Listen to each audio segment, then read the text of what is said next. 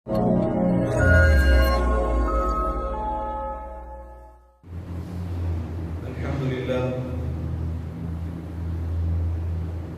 لله نحمده ونستعينه ونستغفره ونؤمن به ونتوكل عليه ونعوذ بالله من شرور أنفسنا ومن سيئات أعمالنا من يهده الله فلا مضل له ومن يضلله فلا هادي له ونشهد أن لا إله إلا الله وحده لا شريك له ونشهد أن سيدنا ومولانا محمدا عبده ورسوله الذي أرسل بالحق بشيرا ونذيرا وداعيا إلى الله بإذنه وسراجا منيرا. أما بعد فإن أصدق الحديث كتاب الله وخير الهدي هدي محمد صلى الله عليه وسلم وشر الأمور محدثاتها وكل محدثة بدعة وكل بدعة ضلالة وكل ضلالة في النار. أعوذ بالله من الشيطان الرجيم. بسم الله الرحمن الرحيم. إني وجهت وجهي للذي فطر السماوات والأرض حنيفا وما أنا من المشركين. وقال تبارك وتعالى إن صلاتي ونسكي ومحياي ومماتي لله رب العالمين لا شريك له وبذلك أمرت وأنا أول المسلمين. صدق الله العظيم. رب اشرح لي صدري ويسر لي أمري واحلل عقدة من لساني يفقهوا قولي. سبحانك لا علم لنا إلا ما علمتنا إنك أنت العليم الحكيم. قابل احترام معزز بزرگوں، محترم نوجوان دوستوں اور بھائیوں، قربانی کے دن قریب ہیں اور ہم سب جانتے ہیں کہ قربانی حضرت ابراہیم علیہ السلام اور حضرت اسماعیل علیہ السلام کی سنت کی یادگار ہے، آپ کی قربانی کی یادگار ہے. ہم میں سے بہت سارے افراد انشاءاللہ اس سال قربانی کریں گے. قربانی کرتے ہوئے قربانی کا مقصد ضروری ہے کہ یہ ہمارے ذہنوں میں رہے. قربانی کا مقصد دراصل اللہ تبارک و تعالیٰ کا تقرب ہے، اللہ تعالیٰ کا قرب ہے. قربانی کے ذریعے سے ہم چاہتے ہیں کہ ہم اللہ تعالیٰ کی رضا حاصل کریں اور اللہ تعالیٰ کا قرب حاصل کریں. قربانی کا جو لفظ ہے خود یہ لفظ اس بات کی دلیل ہے، اس بات پر دلالت کرتا ہے کہ یہ قربانیاں ہمیں اللہ تعالیٰ سے قریب کرنے والی ہیں اگر اس کے مقصد کا شعور ہمارے ذہنوں میں ہو. قربانی کا لفظ یہ قرب سے نکلا ہے. اللہ تعالیٰ کی راہ میں ایک جانور ذبح کیا جاتا ہے یا پھر کسی بھی قسم کی قربانی اللہ تعالیٰ کی ہدایت کے مطابق کی جاتی ہے تو اللہ تبارک و تعالیٰ کی رضا اور اللہ تعالیٰ کا قرب ہمیں حاصل ہوتا ہے، ہم اللہ تعالیٰ سے قریب ہوتے ہیں. قرآن مجید میں حضرت آدم علیہ السلام کے 2 بیٹوں کی قربانی کا ذکر ہے. وہاں جو لفظ اللہ تعالیٰ نے استعمال فرمایا ہے یہی قربان کا لفظ ہے. وَاتْلُ عَلَيْهِمْ نَبَأَ ابْنَيْ آدَمَ بِالْحَقِّ. نبی کریم صلی اللہ علیہ وسلم سے فرمایا گیا کہ حضرت آدم علیہ السلام کے دونوں فرزندوں کا قصہ تم لوگوں کے سامنے بیان کرو. اذ قربا قربانا فتقبل من احدهما ولم يتقبل من الاخر. اللہ نے فرمایا کہ اذ قربا قربانا، ان دونوں نے جب قربانی پیش کی، ظاہر سی بات ہے کہ قربانی کا جو بھی طریقہ رہا ہو، انہوں نے قربانیاں پیش کی، اللہ تعالیٰ نے ایک کی قربانی قبول کی اور دوسرے کی قربانی کو رد کر دیا. اس میں جو لفظ اللہ نے استعمال فرمایا ہے وہ قربان ہے. اذ قربا قربان، تو معلوم ہوا کہ اللہ کے راہ میں جو قربانی کی جاتی ہے اس کا نام قربانی اسی وجہ سے رکھا گیا ہے کہ اللہ تبارک و تعالیٰ سے اس قربانی کے ذریعے سے بندہ قریب ہوتا ہے.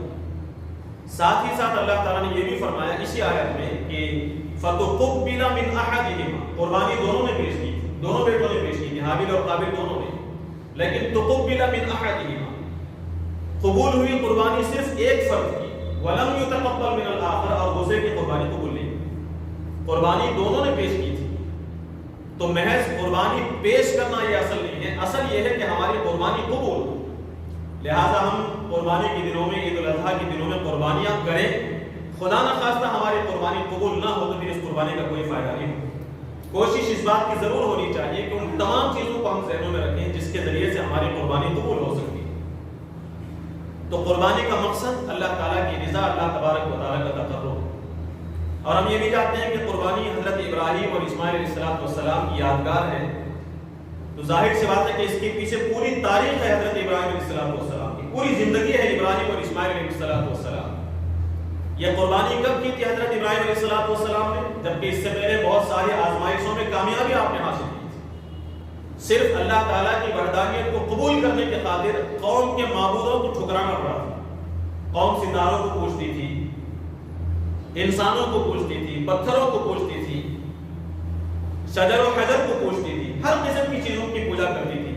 حضرت ابراہیم علیہ السلام نے ان تمام معبودوں کا انکار کیا اور یہ کہا کہ یہ چیزیں میرے معبود نہیں بن سکتے، یہ میرے خدا نہیں ہو سکتے، چاند میرا رب نہیں ہو سکتا، سورج میرا رب نہیں ہو سکتا، ستارے میرے رب نہیں ہو سکتے۔ میرا رب تو وہ ہے جو دنیا کی تمام چیزوں پر ملکیت رکھتا ہے، مالکیت رکھتا ہے، ان تمام چیزوں کا حاکم اور آقا ہے، جس کی مرضی سے یہ ساری چیزیں چلتی ہیں، وہ میرا رب ہے۔ ظاہر سی بات ہے کہ اس چیز کو قبول کرنا اور اس کا اعلان کرنا قوم کے سامنے کوئی آسان چیز نہیں تھی، مخالفت کا سامنا کرنا پڑا۔ حضرت ابراہیم علیہ السلام نے ان مخالفتوں کا ڈٹ کر مقابلہ کیا، توحید کو نہیں چھوڑا، رب کو نہیں چھوڑا۔ قوم ناراض ہوئی، بادشاہ سے بحث ہوئی، بادشاہ ناراض ہوا، قوم اور بادشاہ نے مل کر حضرت ابراہیم علیہ السلام کو آگ میں ڈالنے کا فیصلہ کیا۔ گھبرائے نہیں حضرت ابراہیم علیہ السلام، اس چیلنج کو، اس آزمائش کو قبول کیا حضرت ابراہیم علیہ السلام۔ اس آزمائش میں کامیابی حاصل کی، وطن سے نکلنا پڑا، بستی کو پسند کر کے بستی میں رہ نہیں گئے، بستی کو چھوڑ دیا، لیکن اللہ تعالیٰ کو نہیں چھوڑا۔ ایک مقام پر پہنچنے کے بعد، مکہ المکرمہ پہنچنے کے بعد اپنی بیوی بچے کو چھوڑنا پڑا، دودھ پیتے بچے کو چھوڑ کر نکلنا پڑا، حالانکہ معلوم تھا کہ اس عورت کو دیکھنے والا، اس بچے کو دیکھنے والا کوئی نہیں ہے اس موقع پر۔ جانتے تھے کہ اللہ تبارک و تعالیٰ کا حکم ہے، اللہ تبارک و تعالیٰ انہیں ضائع نہیں کرے۔ اس قربانی میں بھی، اس امتحان میں بھی کامیابی حاصل کی حضرت ابراہیم علیہ السلام۔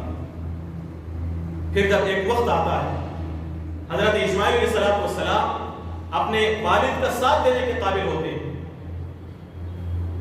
ایسے موقع پر اللہ تعالیٰ کی طرف سے حکم ہوتا ہے کہ اپنے اس شہید لڑکے کو، جو کہ تمہاری عقلوں کی اولاد ہے، برسوں کی دعاؤں کے بعد ہم نے تمہیں عطا کی ہے، اس اولاد کو، اس لڑکے کو ہماری راہ میں قربان کرو، اس بچے کو ذبح کرو۔ حضرت ابراہیم علیہ السلام نے اس میں بھی چون و چرا نہیں کی، بلکہ اللہ تعالیٰ کے حکم کو قبول کیا، اس کی اطاعت کے لیے، اس کی تعمیر کے لیے آمادہ ہو گئی اور ذبح ہی کر دیا تھا حضرت اسماعیل علیہ السلام۔ ابراہیم علیہ السلام نے تو ذبح کر ہی دیا، لیکن اللہ تعالیٰ نے وہ قربانی ہونے لی اور فوراً فرمایا کہ تمہاری قربانی قبول کر لی۔ قد صدقت الرؤیا، اے ابراہیم، خواب میں ہم نے تمہیں جو چیز دکھائی تھی اس خواب کو تم نے سچا کر دکھایا۔ اور اللہ تعالیٰ نے فرمایا کہ ان ھذا، اس سے پہلے جتنے بھی امتحانات ہوئے ان امتحانوں کے مقابلے میں یہ جو امتحان ہے، لہو البلاء المبین، یہ بہت بڑا امتحان تھا جس میں تم نے کامیابی حاصل کی۔ قربانی اپنے بیٹے کو ذبح کرنے، آپ غور کر کے دیکھیں، باپ کے خلاف ہو جانا، قوم کے خلاف ہونا، بادشاہ کے خلاف ہونا، بستی کو چھوڑ دینا، بیوی بچوں کو چھوڑ دینا، اتنا بڑا امتحان نہیں تھا جتنا بڑا امتحان یہ تھا کہ اپنے جگر گوشے کو اپنے ہاتھ سے ذبح کر دیا جائے۔ اکلوتا بیٹا جو کہ بڑھاپے کی عمر میں ملا ہے حضرت ابراہیم علیہ السلام کو، اسے قربان کیا جائے، اسے اپنے ہاتھوں سے ذبح کر دیا جائے۔ اللہ نے خود اعلان فرمایا کہ لہو البلاء المبین، یہ بہت بڑا امتحان تھا، بہت بڑی آزمائش تھی، اور اس آزمائش میں ناکام نہیں ہوئے، کامیابی حاصل کی حضرت ابراہیم علیہ السلام۔ اب جب ہم قربانی کرتے ہیں تو اس پوری تاریخ کو ہمیں یاد رکھنا ضروری ہے کہ جانور کی قربانی کب ہوئی تھی حضرت ابراہیم علیہ السلام کے زمانے میں، جبکہ انہوں نے اپنے بیٹے تک کو اللہ تعالیٰ کی راہ میں قربان کر دیا تھا، تب کہیں جنت سے میڈھا بھیجا گیا اور اس بیٹے کے بدلے میں جانور کو قربان کرنے کا حکم۔ آج ہمیں جو جانوروں کو قربان کرنے کا حکم دیا جا رہا ہے، اس سبق کو، اس روح کو تازہ کرنے کے لیے کہ اگر ہمیں حکم دیا جائے کہ اپنے آپ کو قربان کیا جائے، اپنے اولاد کو قربان کیا جائے، تو ہم اس کے لیے بھی تیار رہے۔ وہ اسپرٹ، وہ روح، وہ ایمان، وہ توکل حضرت ابراہیم علیہ السلام کا ہمارے اندر پیدا، یہ ہے قربانی کا مقصد۔ قربانیاں کرتے ہوئے اس مقصد کو ذہن میں رکھنا ضروری ہے۔ حضرت ابراہیم علیہ السلام نے ایک موقع پر کہا تھا کہ انی وجہت وجہی للذی فطر السماوات والارض، میں نے اپنا چہرہ، میں نے اپنا رخ اس ذات کی طرف کر دیا. دیکھیے یہ دعا کون سی ہے؟ جب آپ قربانی کے لیے جانور کے گلے پر ذبح پھیرتے ہیں، چھری پھیرتے ہیں ذبح کرنے کے لیے، اس وقت یہ دعا آپ پڑھتے ہیں، انی وجہت وجہی للذی فطر السماوات والارض. اس دعا کا مفہوم ذہن میں رکھیے کہ کیا بول رہے ہیں. ہم یہ عرض کرتے ہیں کہ اے میری ذات، اے میرے باری تعالیٰ، اے میرے خالق، انی وجہت وجہی للذی فطر السماوات والارض. میں نے اپنا چہرہ اس ذات کی طرف کر لیا ہے جس نے ساری زمین اور آسمان کو پیدا کیا، اور پوری یکسوئی کے ساتھ میں نے اپنے آپ کو اللہ تعالیٰ کی طرف متوجہ کیا. میں کسی اور کی طرف متوجہ نہیں ہوں. تو میرا رب ہے، میں تیرا بندہ ہوں. یہ جانور تو نے مجھے دیا ہے، میں اسے تیری راہ میں قربان کر رہا ہوں.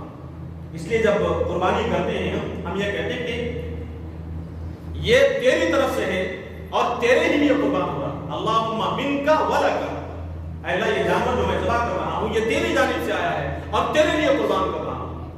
اس وقت ہم یہ کہتے ہیں کہ میں نے اپنے آپ کو پوری طرح تیرے حوالے کر دیا. اس کے ساتھ ہم یہ کہتے ہیں ان صلاتی ونسکی ومحیای ومماتی للہ رب العالمین. بے شک میری نماز، میری قربانی، میرا جینا، میرا مرنا سب کچھ اس اللہ تعالیٰ کے لیے ہے جو تمام عالم کا پروردگار. یہ دعا ہم پڑھتے ہیں قربانی کرتے وقت، لیکن کیا یہ حقیقت بھی ہے؟ کیا ہم نے اپنے آپ کو پوری طرح اللہ تعالیٰ کی طرف یکسو کر لیا؟ ہم نے ہر چیز سے اپنے آپ کو بے نیاز کر کے اللہ تبارک و تعالیٰ کی طرف متوجہ کر لیا؟ کیا ہماری نمازیں، قربانیاں، جینا مرنا سب اللہ کے لیے؟ اگر نہیں ہے تو پھر اس کا مطلب یہ ہے کہ ہم ڈھونگ رچا رہے ہیں اس بات کا کہ ہم سب کچھ اللہ تعالیٰ کے لیے ہے، میرا جینا بھی اللہ کے لیے، میرا مرنا بھی اللہ کے لیے. جھوٹ بول رہے ہیں.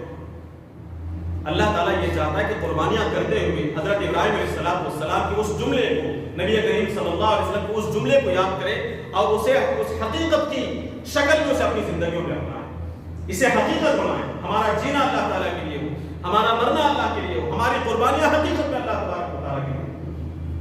تو ہر چیز اللہ تعالیٰ کے لیے ہو، اللہ کی رضا کے لیے ہو، اللہ کی مرضی کے بغیر کچھ نہ کریں ہم. یہ اصل مقصد ہے قربانی کا.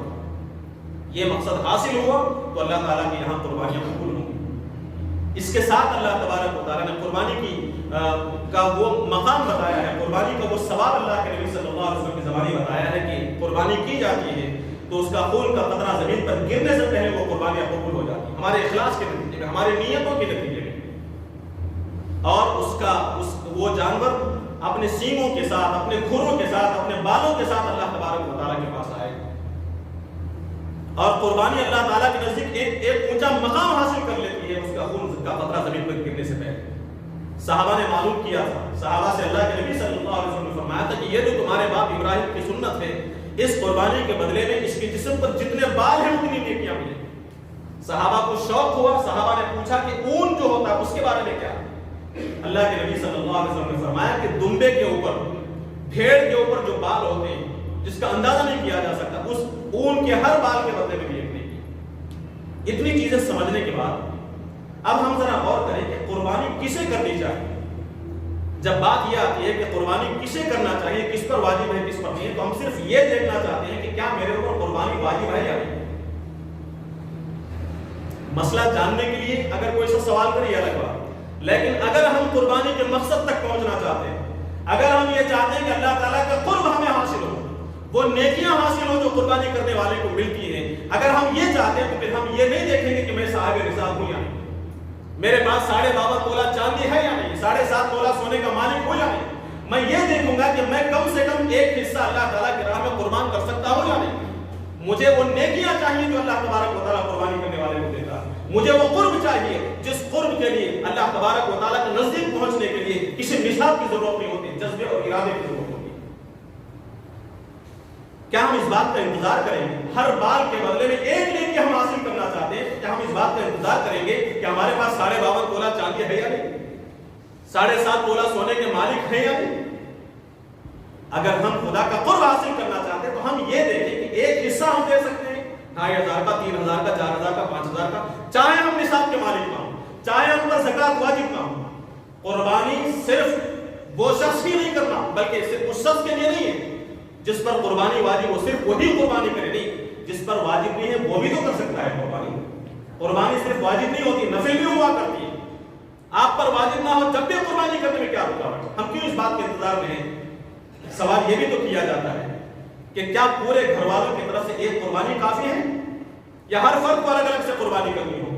مسئلہ اپنی جگہ پر ہے، لیکن آپ قربانی کا ثواب حاصل کرنے کے لیے اگر آپ کے دل میں ارادہ ہو، آپ اس مقام کو پہنچنا چاہتے ہو جو مقام قربانی کرنے والے کو حاصل ہوتا ہے، تو کیا ہم یہ دیکھیں گے کہ میرے گھر میں صرف 4 لوگوں پر واجب ہے، صرف میرا باپ کر دے تو کافی ہو جائے گا اس کی طرف سے؟ اگر یہ چیز ذہن میں ہو کہ ہمیں قربانی کے اس عمل کو، اس ثواب کو حاصل کرنا ہے، تو پھر ہم یہ نہیں دیکھیں گے کہ قربانی ایک کی طرف سے ہو جائے گی یا سب کو کرنا چاہیے، اس بات کی طرف ہم نہیں دیکھیں۔ اللہ کے نبی صلی اللہ علیہ وسلم کی امتی ہیں، نبی کریم صلی اللہ علیہ وسلم کی سنتوں کی اتباع ضروری ہے ہمارے لیے۔ نبی کریم صلی اللہ علیہ وسلم کے بارے میں آتا ہے کہ مدینے میں آپ صلی اللہ علیہ وسلم 10 سال رہے اور ہر سال آپ نے قربانی کی۔ آپ نے کبھی غور کیا کہ کیا اللہ کے نبی صلی اللہ علیہ وسلم پر قربانی واجب تھی جو آپ کر رہے تھے؟ قربانی اس شخص پر واجب ہوتی ہے جس پر زکات واجب ہو۔ کیا اللہ کے نبی صلی اللہ علیہ وسلم پر کبھی زکات واجب ہوئی تھی؟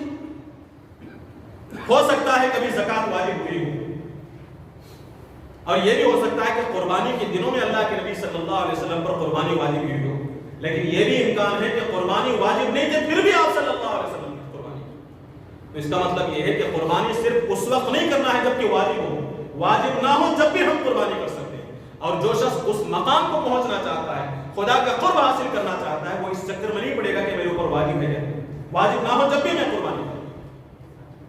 تو قابل احترام حاضرین کرام، ایک اور رخ سے آپ دیکھیں، اگر ہم اس بات کے انتظار میں رہیں کہ میرے پاس 52.5 تولہ چاندی نہیں ہے، 7.5 تولہ سونا نہیں ہے میرے پاس، ایک سوال یہ بھی پیدا ہوتا ہے کہ میں تفصیل سے انشاءاللہ کسی اور موقع پر بیان کروں گا کہ قربانی اور زکات واجب ہونے کے لیے چاندی کو دیکھا جائے یا سونے کو دیکھا جائے۔ بعض محقق علماء کا کہنا ہے کہ سونے کو معیار مانا جائے، چاندی کی مقدار مال موجود ہو تو زکات واجب نہیں ہوگا، قربانی واجب نہیں ہوگی، زکات کے بقدر مال ہو تو قربانی واجب ہوگی۔ یہ ایک موقف ہے۔ دوسرا موقف، دوسری رائے یہ ہے کہ حدیث میں چاندی کے نصاب کا بھی ذکر ہے، لہذا بہتر یہ ہے کہ چاندی کے نصاب کے بقدر مال اگر آپ کے پاس ہو تو زکات بھی واجب ہوگی، قربانی بھی واجب ہوگی۔ لیکن ایک دوسرے رخ سے آپ غور کریں، اگر چاندی کو معیار مانا جائے تو میں سمجھتا ہوں 30-40 ہزار روپے اگر آپ کے پاس ہو جائے تو آپ کے اوپر زکات واجب ہو جائے، لیکن سونے کو معیار مانا جائے تو تقریباً 3.5-4 لاکھ یا اس کے آس پاس آپ کے پاس رقم ضروری ہو، تب کہیں جا کر آپ کے اوپر قربانی واجب ہو۔ اگر چاندی کو نصاب مانا جائے گا تو بہت زیادہ لوگوں پر قربانی واجب ہوگی، سونے کے نصاب کو اگر معیار مانا جائے گا تو کم لوگوں پر قربانی واجب ہوگی۔ آپ غور کر کے دیکھیں، غریبوں کا فائدہ کس میں ہے، ثواب کس میں زیادہ ہے؟ اگر آپ چاندی کو معیار مانیں گے تو بہت سارے لوگ قربانی سے محروم ہو جائیں گے، اور مسلمانوں کی عیدوں میں خاص طور سے، اسلامی عبادات میں خاص طور سے اپنے ساتھ اپنے علاوہ دوسروں کی بھی خبر گیری کا حکم دیا گیا ہے۔ عید الفطر میں اللہ تبارک و تعالیٰ کی طرف سے حکم یہ ہے کہ اپنے روزے کے اندر جو غلطیاں ہوئی ہیں اس کا ازالہ آپ کریں اور غریبوں کی مدد کے لیے صدقہ فطر دیں۔ قربانی ہم کرتے ہیں اس کے 3 حصے کیے جاتے ہیں، ایک حصہ غریبوں کے لیے متعین کیا جاتا ہے۔ یہ کیوں؟ اس لیے کہ اسلام یہ چاہتا ہے کہ لوگ اپنی خوشی کے موقع پر غریبوں کا خیال رکھیں، اور غریبوں کی مدد اور غریبوں کا فائدہ کب ہوگا؟ چاندی کو معیار ماننے میں ہوگا یا سونے کو معیار ماننے میں؟ پورے گھر والوں کی طرف سے ایک ہی قربانی ہوگی تب غریبوں کا فائدہ زیادہ ہوگا، یا 4 لوگوں پر واجب ہے تو 4 قربانی کرنے پر غریبوں کا فائدہ زیادہ ہوگا؟ غربا کا فائدہ اور زیادہ ثواب، خدا کا قرب اس میں ہے کہ جب چاندی کو معیار مانا جائے، سونے کو معیار ماننے پر نہیں۔ غریبوں کا فائدہ زیادہ اس وقت ہے جب زیادہ سے زیادہ افراد قربانی کریں، ایک گھر سے صرف ایک ہی قربانی اگر کی جائے گی تو غریبوں کا فائدہ کب ہوگا؟ تو اسلام کی روح، خدمت خلق کی روح کے اعتبار سے دیکھا جائے تو قربانی زیادہ سے زیادہ ہونی چاہیے۔ چاندی کے نصاب کے مالک ہو تب بھی آپ قربانی کرنے کی کوشش کریں، اس کے مالک نہ ہو، ایک قربانی اگر آپ دے سکتے ہو، صاحب کے ساتھ نہ ہو تب بھی آپ قربانی دینے کی کوشش کریں، تاکہ وہ نیکیاں، وہ ثواب اور وہ قرب اللہ تبارک و تعالیٰ کا آپ کو حاصل ہو۔ تیسری چیز اس موقع پر مجھے آپ کے سامنے عرض کرنی وہ یہ کہ غریبوں کی مدد کا ایک اور طریقہ بھی ہے۔ جیسا پچھلے جمعے میں نے آپ کے سامنے یہ بات عرض کی تھی کہ لوگ یہ سوال کرتے ہیں کہ ان حالات میں جبکہ بہت سارے لوگ بے گھر ہو گئے، محتاج ہو گئے، اس وبا کی وجہ سے بہت سارے لوگ کمانے والے مر گئے، ایسی وجہ سے ان کے گھر کے حالات بہت برے ہو گئے، ایسے موقع پر قربانی کے بجائے کیا ان کے لیے صدقے کی رقم دی جا سکتی ہے، وہ رقم ان کی خدمت میں دی جا سکتی ہے، غریبوں کی مدد کی جا سکتی ہے؟ یہ بات متعین ہے کہ قربانی کے بدلے میں کوئی دوسرا عمل نہیں کیا جائے گا، قربانی لازماً کی جانی چاہیے. قربانی کرتے ہوئے آپ غریبوں کی مدد کریں, اس میں کیا پریشانی ہے؟ آپ اپنی قربانی کریں, اس کے علاوہ غریبوں کی مدد کریں. ایک اور طریقہ ہو سکتا ہے کہ ہر سال آپ اپنی طرف سے ایک بکرا ذبح کیا کرتے ہیں. 15,000 کا, 20,000 کا, 25,000 کا بکرا ذبح کر سکتے ہیں. اس مرتبہ بھی آپ بکرا ذبح کرنے کی قدرت رکھتے ہیں, لیکن آپ سمجھتے ہیں کہ غریبوں کی خدمت کی بہت زیادہ ضرورت ہے. ایسے موقع پر قربانی نہ کر کے غریبوں کی مدد کرنے کے بجائے بہتر یہ ہے کہ آپ اپنی طرف سے بکرا ذبح کرنے کے بجائے, ایک جانور ذبح کرنے کے بجائے بڑے جانور میں ایک حصہ لے لیں, ایک شیئر لے لیں, 3,000 4,000 کا. قربانی آپ کی ادا ہو جائے گی. بقیہ 15-20,000 کسی غریب کی مدد کریں. آپ کی قربانی بھی ادا ہوگی اور غریب کی بھی مدد ہوگی. ہر سال آپ اپنی طرف سے بھی قربانی کرتے تھے, اپنی اولاد کی طرف سے قربانی کرتے تھے, جبکہ اولاد پر قربانی واجب نہیں ہے. ماں باپ کی طرف سے, مرحومین کی طرف سے قربانی کرتے تھے, ان کی طرف سے قربانی واجب نہیں ہے. وہ قربانی نہ کر کے وہ رقم آپ کسی غریب کو دیں. اپنی واجب اور فرض قربانی کو چھوڑ کر غریبوں کی مدد نہیں کی جا سکتی. آپ اپنی قربانی لازماً کریں, اس کے ساتھ دوسروں کی قربانی کر سکتے ہیں یا پھر اس کے ساتھ کسی اور کی مدد کر سکتے ہیں. تو غریبوں کی مدد کرنے کا بہتر طریقہ یہ ہے کہ قربانی آپ کی ادا ہو, جس میں کم سے کم خرچ میں اگر ادا ہو سکتا ہے, شیئر میں 3-4 ہزار کے ایک حصہ دے کر آپ قربانی کر سکتے ہیں. اس سے آپ کا فرض بھی ادا ہو جائے گا. پھر آپ چاہیں تو اس کے ساتھ غریبوں کی مدد کر سکتے ہیں. اپنے قربانی چھوڑ کر غریبوں کی مدد نہیں کی. ایک سوال یہ کیا جاتا ہے کہ کیا مرحومین کی طرف سے قربانی کی جا سکتی ہے؟ یہ مسئلہ اختلافی ہے. اکثریت کا یہ فرمانا ہے, بیان ہے احادیث کی روشنی میں, اپنی رائے سے نہیں, احادیث کی روشنی میں. خود اللہ کے نبی صلی اللہ علیہ وسلم اپنی طرف سے ایک قربانی کی اور پوری امت کی طرف سے ایک قربانی کی. اس امت میں مرحومین بھی شامل تھے. اس سے یہ دلیل ملتی ہے کہ ایک شخص اپنی طرف سے بھی قربانی کر سکتا ہے, مرحومین کی طرف سے بھی قربانی کر سکتا ہے. لیکن ایسا نہ ہو کہ مجھ پر واجب ہے, اسے چھوڑ کر میں اپنے باپ کی طرف سے کروں, یہ صحیح طریقہ نہیں. بھئی آپ کی طرف سے قربانی فرض ہے, مرحومین کی طرف سے فرض نہیں ہے. نفل ہوگی زیادہ سے زیادہ, فرض کو چھوڑ کر نفل ادا کرنے کی کوئی شکل نہیں ہو سکتی. ایسا نہیں کہ آپ نے اپنی قربانی ادا نہیں کی, صرف مرحومین کی ادا کی, وہ قربانی نہیں ہوگی, ایسا نہیں ہے. وہ قربانی بھی ہو جائے گی, لیکن آپ سے یہ سوال ضرور ہوگا کہ آپ نے اپنا فرض کیوں نہیں ادا کیا. قربانی ادا نہ کرنے کا گناہ ہوگا. لہٰذا آپ مرحومین کی طرف سے, کسی اور کی طرف سے, بچوں کی طرف سے قربانی کرنا چاہتے ہیں مرحومین کی طرف سے, تو قربانی کرنے کی گنجائش ہے, اجازت ہے, لیکن اپنی فرض قربانی چھوڑ کر نہ کریں. اپنی بھی کریں اور چاہے تو دوسروں کی بھی کریں. پانچویں چیز جو مجھے آپ کے سامنے عرض کرنی ہوئی ہے, سوال اس موقع پر یہ بھی آتا ہے کہ کیا غیر مسلموں کو قربانی کا گوشت دیا جا سکتا ہے؟ احادیث میں کہیں بھی اللہ کے نبی صلی اللہ علیہ وسلم نے اس عام صدقے کو صرف سوائے زکات کے, اور اس کے ساتھ نظر کا صدقہ ہو سکتا ہے, تو زکات کے سلسلے میں, نظر کے سلسلے میں, زکات کے سلسلے میں تو باقاعدہ اللہ کے نبی صلی اللہ علیہ وسلم کی حدیث موجود ہے کہ زکات مسلمانوں کے مالداروں سے لی جائے گی اور ان کے غریبوں پر لوٹائی جائے گی. لہذا زکات صرف مسلمانوں کے لیے ہے, اس میں غیر مسلمین کا حصہ نہیں.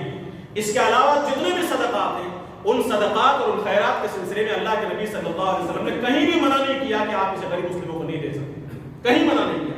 لہذا جمہور علماء کا اس بات پر اتفاق ہے, اکثریت علماء کی, محقق علماء کی اس بات پر اتفاق رکھتی ہے کہ قربانی کے گوشت کو غیر مسلموں کو دیا جا سکتا ہے. عام صدقے کی طرح ہے یہ.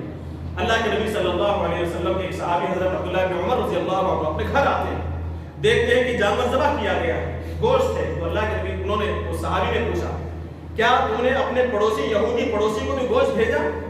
تو لوگوں نے کہا کہ نہیں. تو انہوں نے کہا کہ تمہیں چاہیے کہ اسے بھی گوشت بھیجے. تو یہاں مسلم و غیر مسلم کی تخصیص نہیں ہے, یہودی تھا اس کے باوجود اسے گوشت دیا گیا. یہ صدقہ ہے. اسی قسم کا صدقہ قربانی کا گوشت بھی ہے, خود بھی کھا سکتے ہیں, غریبوں کو بھی دیا جا سکتا ہے, غیر مسلموں کو بھی دیا جا سکتا ہے. آخری چیز جو مجھے اس موقع پر آپ کے سامنے عرض کرنی ہوئی ہے کہ قربانی کے گوشت میں جو 3 حصے کیے جاتے ہیں, اس کی حیثیت کیا ہے, اس کی حقیقت کیا ہے. میں نے آپ کے سامنے ایک بات عرض کی کہ اسلام یہ تعلیم دیتا ہے کہ اپنی خوشیوں میں دوسروں کو شریک کرنا.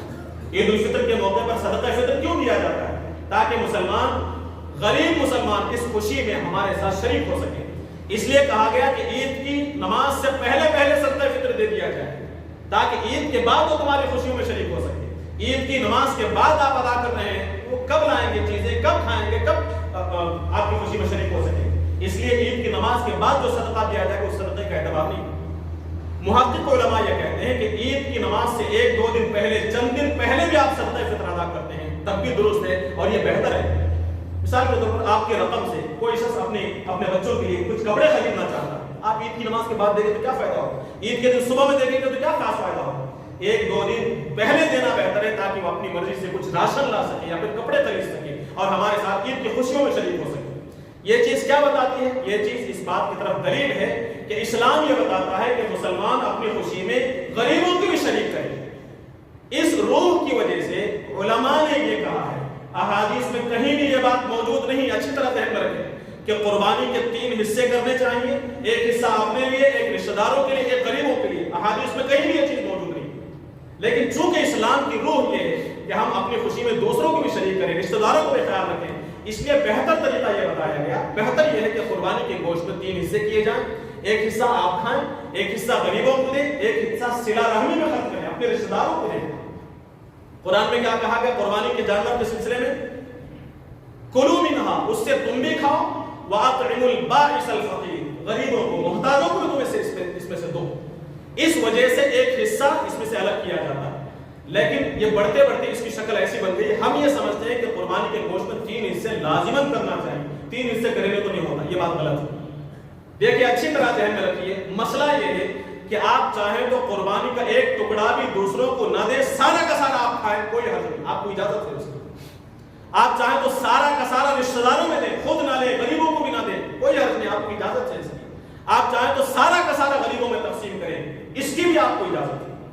گوشت کہیں بھی صرف کیا جا سکتا ہے، یہ متعین کرنا کہ 3 حصے لازماً ہوں غلط ہے، لازماً نہیں۔ بہتر یہ ہے کہ آپ 3 حصے کریں اور اس میں سے ایک حصہ غریبوں کو دیں، ایک حصہ خود رکھیں، ایک حصہ رشتہ داروں کو دیں، یا آپ کیجئے کہ 1-2 وقت کے لیے آپ رکھیں، پورا غریبوں کو دے دیں، 1-2 وقت کے لیے اپنے پاس رکھیں، پورا رشتہ داروں کو دے دیں، سب ہر چیز کا آپ کو اختیار ہے۔ لیکن اسلام کی روح کیا بتاتی ہے؟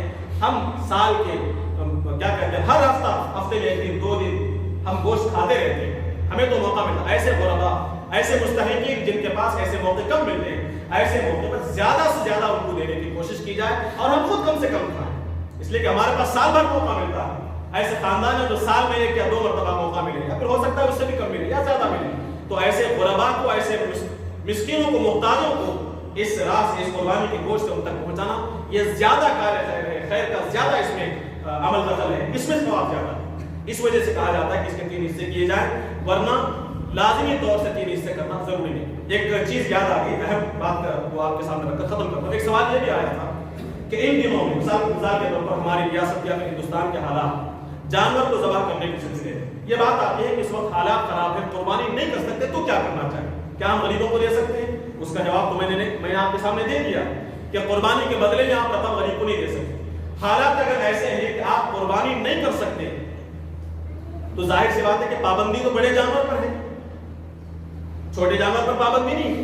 اگر آپ کے پاس استطاعت ہے بکرا یا بکری دینے کی، شیر نہیں دے سکتے آپ، بڑے جانور کو قربان کرنے کا ماحول نہیں ہے، دشواریاں ہیں، تو ایسی صورت میں آپ کے پاس استطاعت ہے تو آپ بکرا ذبح کریں گے، بکری ذبح کریں گے، قربانی سے آپ دور نہیں بھاگ سکتے، اس کا بھی موقع نہیں۔ آپ کے پاس استطاعت نہیں ہے ایک جانور کی، صرف شیر نہیں دے سکتے آپ، لیکن شیر دینے کا، بڑے جانور کی قربانی کا ماحول نہیں ہے، خطرات ہیں، تو ایسی صورت میں آپ کو دیکھنا چاہیے کہ کیا صرف یہ آپ کے شہر کا ماحول، دیکھیے قربانی ادا کرنا ضروری ہے، آپ ہی کے شہر میں ہو یہ ضروری نہیں، اپنے گھر میں ہی قربانی ہو یہ ضروری نہیں، آپ کے شہر میں قربانی ہو سکتی ہے تو آپ شہر میں کریں، ریاست کے دوسرے شہروں میں ہو رہی ہے، آپ رقم وہاں بیچ سکتے ہیں تو وہاں رقم بیچیں، لیکن قربانی چھوڑ نہیں سکتے آپ غور کر کے دیکھیں، واٹس ایپ میں معلوم ہو رہا ہے ریاست کے مختلف مقامات میں، مختلف شہروں میں قربانی کا رسم ہو رہا ہے، اجتماعی قربانی کا رسم ہو رہا ہے، یہاں تک کہ پورے ہندوستان میں کہیں بھی قربانی ہو، بلکہ اس سے آگے بڑھ کر کہا جائے کہ آپ کہیں بھی نہیں دے سکتے، دنیا کے کسی بھی کونے میں اگر قربانی ہو رہی ہو